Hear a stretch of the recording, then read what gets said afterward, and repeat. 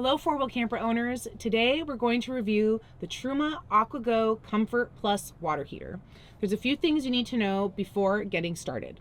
You'll want to ensure that you have propane in your propane tanks, they're connected and in the open position. You'll want power, so that means that your kill switch will need to be pulled out in the on position. The last thing is water. You want to make sure that you have sufficient water in your water tank and that your water pump is on. For first-time use, ensure that your water heater bypass valve is in the open position. You'll also want to make sure that your water system is filled and pressurized by opening up in the cold and hot positions.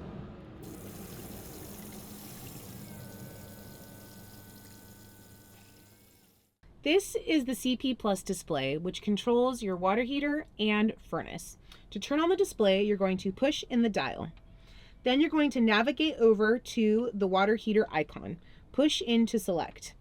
You'll then choose between Eco Mode and Comfort Mode. Push in to select, then set your desired water temperature. Eco Mode is an energy-saving mode where water flow turns on the water heater and quickly warms it to your set temperature. It provides on-demand hot water and keeps your water circulating at 41 degrees to prevent freezing in cold temperatures. Comfort Mode provides rapid, near-instant hot water and keeps the water circulating at 102 degrees for faster hot water delivery. Now you're ready to use hot water. Just like at home, turn your faucet or shower to hot for hot water or blend with cold water for warm water. To turn off water heater, you're going to want to wake up the screen, turn dial to select the water heater icon, then turn to select off. We're now going to show you how to winterize your water heater.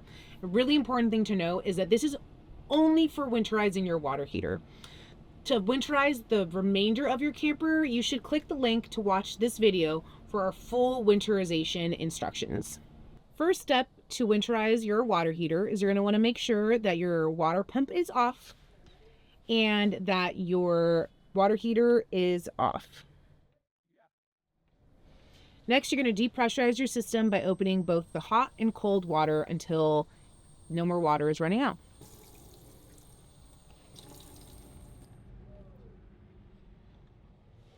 To finish winterizing your water heater, we're going to remove the exterior access panel by opening the knob, then lifting to remove the panel.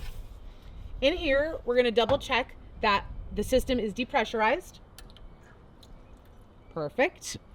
Now we're going to remove this easy drain lever and water will begin to drain from the system.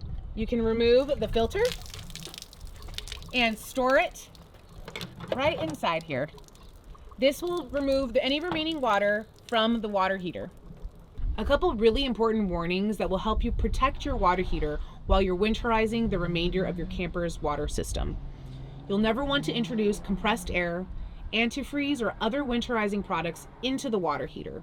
To isolate the water heater, you're going to want to turn the water heater bypass valve into the closed position. Let's talk a little bit about water heater maintenance. There's a couple things that you'll want to do annually to make sure that your water heater keeps running smoothly.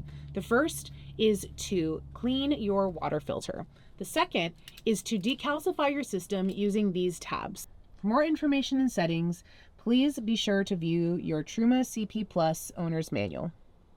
If you're going to be sanitizing your camper's water system, you'll want to make sure that that bypass valve to the water heater is in the closed position so that no bleach or other sanitizing products get into your water heater system. I hope this helps you feel more confident while using your Truma AquaGo Comfort Plus water heater. If you have any questions, don't hesitate to contact our service department via service@fourwh.com. Thanks for watching, and we'll see you down the trail.